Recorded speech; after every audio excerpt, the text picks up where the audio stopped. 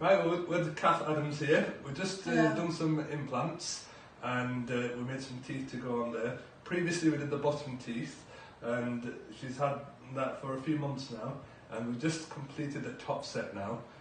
She's not had a look at them yet, so we're just about to give you a mirror and let you have a look at them. Just tell us what you think. Thank you.